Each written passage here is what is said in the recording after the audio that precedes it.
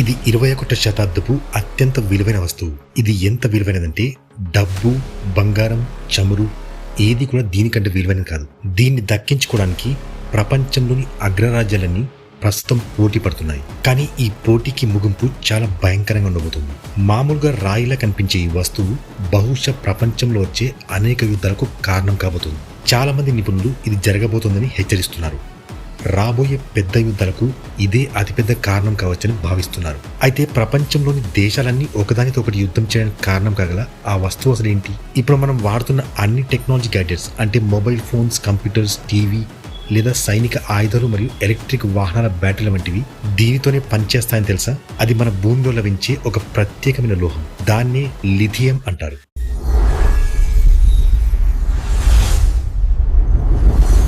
Global charts Telugu ప్రేక్షకులకి స్వాగతం. ప్రస్తుతం ప్రపంచవ్యాప్తంగా లిథియంను వైట్ గోల్డ్ అని పిలుస్తున్నారు. దీనికి కారణం ఏంటంటే ఆర్టిఫిషియల్ ఇంటెలిజెన్స్ మరియు ఎలక్ట్రిక్ వాహనాలు ఈ రెండింటిలోనూ ఉపయోగించే అతిపెద్ద ముడి పదార్థం లిథియం. ప్రపంచవ్యాప్తంగా ఎలక్ట్రిక్ వాహనాల అమ్మకాలు ప్రతి సంవత్సరం 40% పెరుగుతున్నాయి.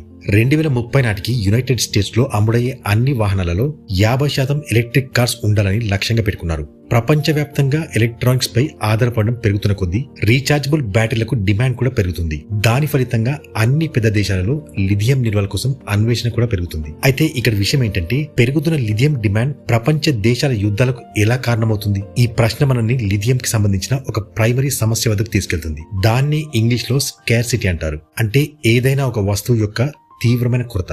నిజానికి లిథియం అంత అరుదైన లేదా ప్రత్యేకమైన లోహం కాదు. అది భూమిలో చాలా చోట్ల లభిస్తుంది. కానీ అసలు సమస్య ఏంటంటే దాని భూమిలో నుండి బయటకు తీయడమే. ఇది అత్యంత కష్టమైన మరియు ఖరీదైన పని. ప్రస్తుతం ప్రపంచంలో అతిపెద్ద లిథియం నిల్వలు ఆస్ట్రేలియా, చిలీ మరియు బొలీవియాలో ఉన్నాయి. 4వ స్థానంలో చైనా వస్తుంది. చైనా ప్రపంచంలోని లిథియంలో 80% ఉత్పత్తి చేస్తుంది. ఎలక్ట్రిక్ కార్లకు పెరుగుతున్న డిమాండ్ తీర్చడానికి ఇతర దేశాలలో లిథియం నిల్వలు ఏర్పాటు చేయడంలో చైనా చాలా యాక్టివ్ గా ముందుకెళ్తుంది. ఇందులో ఆఫ్రికాలోని చాలా దేశాలు కూడా ఉన్నాయి. అదే విధంగా ఆఫ్ఘనిస్తాన్ లిథియం పై కూడా చైనా కన్నేసింది. వాటిని దక్కించుకోవడానికి ఇప్పటికే చర్చలు ప్రారంభించింది. 2030 నాటికి చైనా మరో 100 లిథియం అయాన్ ప్లాంట్లు ఏర్పాటు చేసే అవకాశం ఉంది.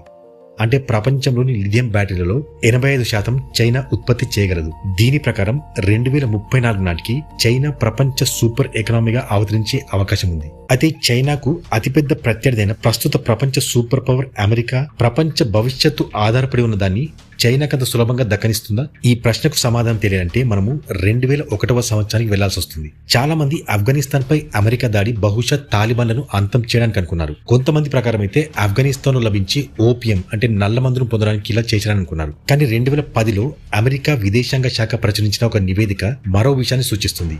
ఈ నివేదిక ప్రకారం ఆఫ్ఘనిస్తాన్ లో $1 ట్రిలియన్ లిథియం నిల్వలు ఉన్నాయని చెప్తుంది. అవి బహుశా చిలీ మరియు ఆస్ట్రేలియా తర్వాత ప్రపంచంలో 3వ అతిపెద్ద లిథియం నిల్వలు అని వెల్లడించింది. అయితే అమెరికా ఆఫ్ఘనిస్తాన్ లోకి ప్రవేశించడానికి అసలు కారణం ఈ లిథియం నిల్వలేనా? ఎందుకంటే ప్రస్తుతం అమెరికా వద్ద కేవలం 8% శుద్ధి చేసిన లిథియం నిల్వలు మాత్రమే ఉన్నాయి.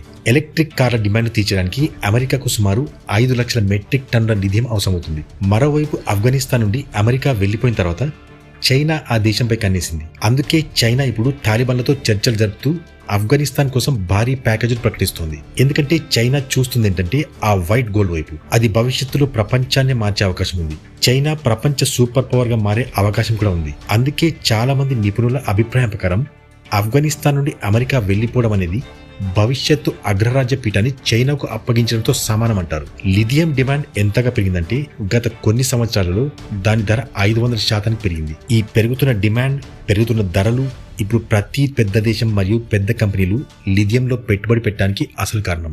ప్రపంచంలో అత్యధిక ఎలక్ట్రానిక్ కార్స్ తయారు చేసే టెస్లా కంపెనీ అధినేత ఎలాన్ మస్క్ కూడా లిథియం ధరలు పెరగడం వల్ల టెస్లానే స్వయంగా గనుల రంగంలోకి దిగాల్సి వస్తుంది అని కొన్ని సందర్భాల్లో వ్యాఖ్యానించారు. గత 4 దశాబ్దాలుగా జరిగిన యుద్ధాలు మరియు జరుగుతున్న యుద్ధాలు కూడా పెట్రోల్ కారణంగా జరిగాయి. ఎందుకంటే ఇప్పటి వరకు మనకు పెట్రోల్ అత్యంత విలువైనది. కానీ భవిష్యత్తులో ఎలక్ట్రానిక్ వెహికల్స్ మరియు బ్యాటరీలతో నడిచే పరికరాల డిమాండ్ పెరుగుతున్న కారణంగా రాబోయే యుద్ధాలకు కారణం బ్యాటరీలకు పవర్ ఇచ్చే లోహమైన లిథియం అవుతుంది అనడంలో సందేహం లేదు.